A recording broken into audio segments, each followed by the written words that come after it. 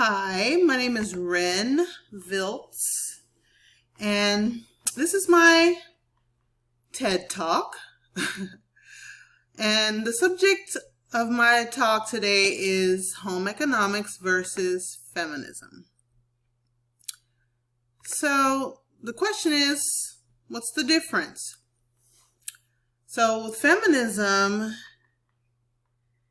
it is all about competing with men, being outside of the home, being a part of corporate America, being a part of the workforce, and making your own money and being independent.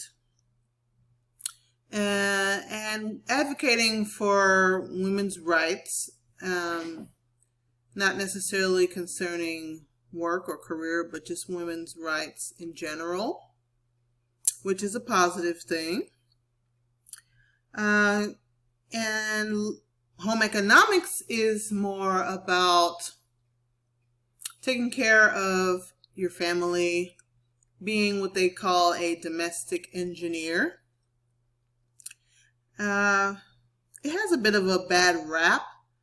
I would say that most women may scoff at the idea of home economics as if it's a thing of the past, something that is no longer relevant.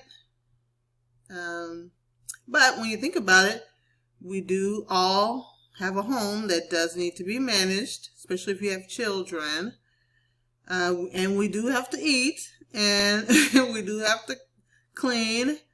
So it's not really a choice because these things still are relevant. And if you are a woman in the workforce, you just end up hiring or outsourcing the work, but it's the same work. So moving on. You know, there's a lot of judgment between women, a little bit of looking down on each other. Oh, you're not as successful, you're just a mom, you're just a housewife, as if either of those things are simple. As a matter of fact, I believe that being a mother is the most important job and also probably the most difficult because you don't get a vacation like you would if you had a job outside the home, and you're pretty much on call or on duty at all times. So there's a lot of social judgment among women, and really I think this is judging most harshly is judging yourself for what you've been able to accomplish. You know, you have a baby and then your energy level plummets and you really just are too tired to do a lot of things. And, you know, those things might be able to be offset by proper nutrition, which is a part of home economics. So ultimately you come right back to it, and it's probably better to embrace it than to run away from it. So, and in my opinion, most women just end up doing both. One way or another. So, the reality is, the woman who created home economics in school, her name is Ellen Swallow Richards, in the late 1800s, and she was a professor at MIT. Ironically enough, the woman who created home economics was a career woman, and she created it not to rival career versus home, but to create more efficient functioning in the home, so that women would have more time on their hands and be more free to pursue their own ideas and their own hobbies and interests. So it's actually You could almost say it's one and the same, because most women do want to have children, but, it's